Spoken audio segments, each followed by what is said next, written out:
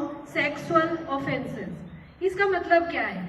इसका मतलब है कि बच्चों को किसी भी प्रकार के शारीरिक शोषण के अगर शिकार होते हैं तो उससे अब इसमें बच्चे लड़कियां ही नहीं हैं, ये जेंडर बायस है। इसका मतलब ये है कि ये पॉक्सो एक्ट जो है ये लड़कों और लड़कियों दोनों के लिए लागू होता है।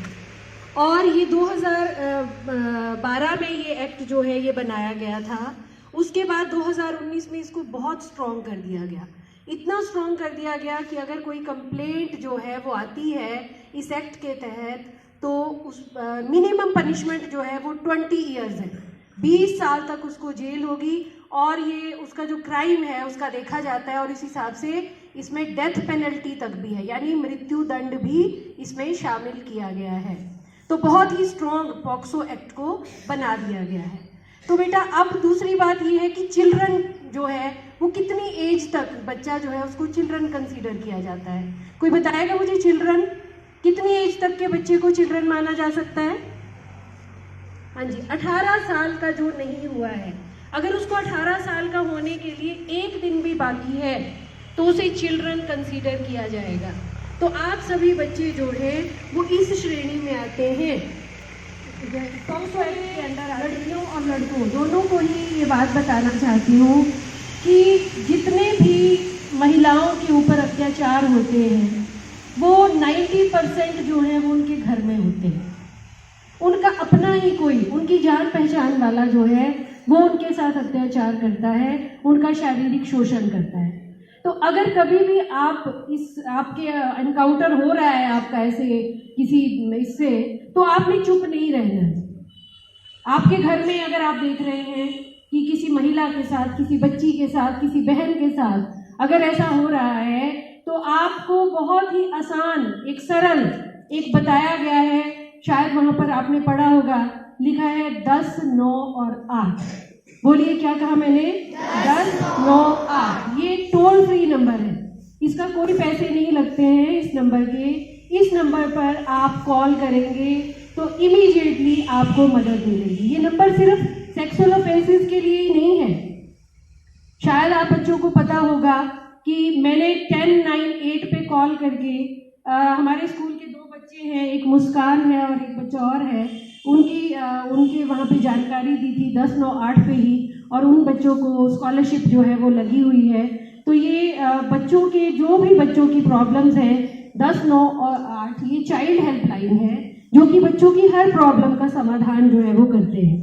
तो इस नंबर पर अगर किसी बच्ची के साथ, या ये बच्ची नहीं लड़कों के साथ भी होता है ऐसा, इसीलिए ये जेंडर बायस है। इसमें ऐसा नहीं कि हम सिर्फ लड़कियों को अलग से ले जाके लड़कियों को ही बताएंगे ये बात, ये दोनों के लिए लागू होती है, लड़कों के साथ भी हो सकता है। तो आप कोई भी बच्चा जो है, जो मैंने बताया कि चिल्ड्रन की श्रेणी में है, 18 ईयर से कम है, अगर उसको लगता है कि ऐसा कुछ हो रहा है, उसके आसपास हो रहा है, तो वो इसकी कंप्लेंट कर सकता है। दूसरी बात, जैसे लड़कियां घर से आती हैं और रास्ते में आप देखते हैं कोई आपको टॉन्ट मारता है, कोई कमेंट कसता है, कोई आपको कुछ भद्दी भाषा बोलता है आपके साथ, तो ये भी उसी में आता है। तो मैं अपने बेटों को, जो हमारे यहाँ स्कूल में हमारे बच्चे हैं, बेटे हैं, उनको एक बात कहना चाहूँगी कि कभी भी बेटा आपने ऐसे उन जो छिछोरे लड़के होते हैं उनकी कहने में नहीं आना है, चलो यार वहाँ चलते हैं, वहाँ लड़कियाँ हैं, चलो सीटियाँ मारते हैं, उनको छेड़ते हैं। अगर आप ऐसा करेंगे और कोई कंप्लेंट अगर आपकी हो जाएगी तो जैसा मैंने आपको बताया कि 20 साल मिनिमम सजा जो है वो इसमें हो सकती है आपका ये प्रूव होने पर। तो कभी भी आपने इस तरह से ऐसा नहीं करना, ऐसी हरकतें नहीं करनी, इसमें इन्वॉल्व नहीं होना। जब भी आप कभी आगे जॉब के लिए जाते हैं, नौकरी के लिए जाते हैं, तो सबसे पहले पुलिस में चेक किया जाता है कि कहीं आपके ऊपर कोई मुकदमा तो नहीं चला, कहीं आपने किसी लड़की के साथ छेड़खानी तो नहीं की है, कहीं आपने बैठकर सड़कें तो नहीं ब्लॉक की हैं। आवेश में आकर, अपने जोश में आकर आप ऐसी बहुत सारी हरकतें कर जाते हैं जिसका बाद में खामियाजा आपको भुगतना पड़ता है जब आप कभी सरकारी नौकरी के लिए जाएंगे। अब बच्चों एक बात और बहुत इम्पोर्टेंट है, वो है गुड टच और बैड टच। अब देखिए बच्चों, गुड टच क्या है? आप कोई आया आपके घर में, आप ऐसे गले मिलते हैं, कोई बड़ा, कोई मेल, जैसे लड़कियों की अगर मैं बात करूं, कोई रिश्तेदार आ गया, आदमी है वो आपसे मिला, गले लगा, बहुत तरीके होते हैं। अब आप खुद समझ जाएंगे कि वो गुड टच है। बैड टच क्या है? बैड टच वो है ऐसे आपके अंग जो जिन्हें सिर्फ आप देखते हो, जिन्हें आप अपने बाथरूम में देखते हो, अगर ऐसे आपके ऑर्गन्स को कोई टच करने की कोशिश करता है तो उसे बैड टच कहते हैं। अब आपने खुद समझना है कि कोई पर्सन जो है आपके घर में आया है, अजनबी है या आपका रिश्तेदार है, वो आपके साथ गुड टच कर रहा है कि बैड टच कर रहा है। अगर गुड टच करेगा तो बहुत अच्छी बात है, लेकिन बैड टच करेगा तब आपने चुप नहीं रहना है, सहना नहीं है। अब मैं बायो की स्टूडेंट हूँ और बायो के बच्चों को पढ़ाती हूँ ह्यूमन बॉडी के बारे में। और एक चीज़ जो मैं कल भी बात कर रही थी बच्चों से कि भगवान ने महिलाओं को, लड़कियों को सब कुछ बहुत कम दिया है। ब्लड सेल देखें, वाइट ब्लड सेल देखें, रेड ब्लड सेल देखें, ब्रेन साइज देखो, हार्ट साइज देखो, सब कुछ मेल से, पुरुषों से हमें कम दिया है। लेकिन एक चीज़ जो है जो हमें पुरुषों से बहुत ज़्यादा दी है वो है इच्छा शक्ति, दृढ़ शक्ति। तो आप बच्चों ने कभी भी सहना नहीं है, लड़कियों ने सहना नहीं है, आवाज़ उठानी है अगर आपके साथ कभी कोई बैड टच आपको करता है तो। एक एसपी थी हमीरपुर में, वो भी एक बार स्कूल में आई थी, एक स्कूल में, और उन्होंने सभी बॉयज़ और गर्ल्स को इकट्ठा इसी बारे में, इसी टॉपिक के ऊपर उन्होंने जागरूकता फैलाई थी और थोड़ी सी एक बात की थी।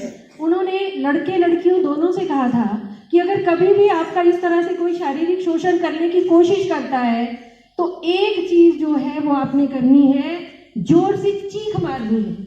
जितनी आप पूरी ताकत से अपने अंदर पूरी ताकत इकट्ठा करें और पूरी ताकत से आप जोर की चीख मारें, क्योंकि जब भी कोई गलत हरकत करने की कोशिश करता है तो उसके दिल में डर जरूर होता है, वो डरता है, इंटरनली अंदर से उसको डर लगता है।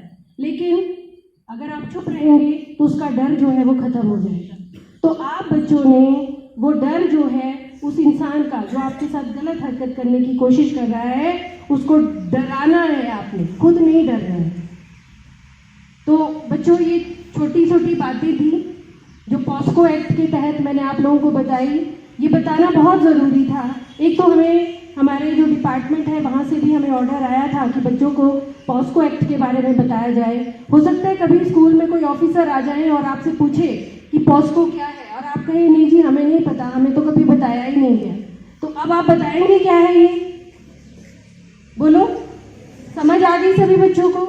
अब एक चीज़ में और जो लास्ट में सबसे इम्पॉर्टेंट बात है वो बोलना चाहूँगी कि बेटा कभी भी किसी को गलत इस एक्ट के तहत फंसाना नहीं है। ऐसा नहीं करना, अरे ये उस लड़के ने मुझे एक दिन क्लास में ऐसा कुछ बोला था, चलो मैं 1098 पे उसकी कंप्लेंट ही कर देती हूँ। ऐसा नहीं करना है कभी भी, क्योंकि अगर आपकी कंप्लेंट गलत प्रूव हो जाती है तो फिर पनिशमेंट आपको होगी। और इस एक बार आप पनिशमेंट कर देंगे, कंप्लेंट कर देंगे तो इसको वापस भी नहीं लिया जा सकता। कंप्लेंट जो है वो पूरी उसके ऊपर इंक्वायरी होगी, पूरा उसके ऊपर कार्रवाई होगी। अगर वो सही पाई गई तो उस बंदे को जिसके आपने कंप्लेंट की है उसको पनिशमेंट होगी, और अगर वो गलत हुई तो फिर आपको पनिशमेंट होगी। इसलिए कभी भी इस एक्ट का आपने मिसयूज नहीं करना। समझ आ गई बेटा? सभी को समझ आ गई, लड़कों को भी लड़कियों को भी? तो मैं अपने बेटों से सिर्फ एक ही बात कहना चाहूँगी कि बेटा आपने अच्छे नागरिक बनना है।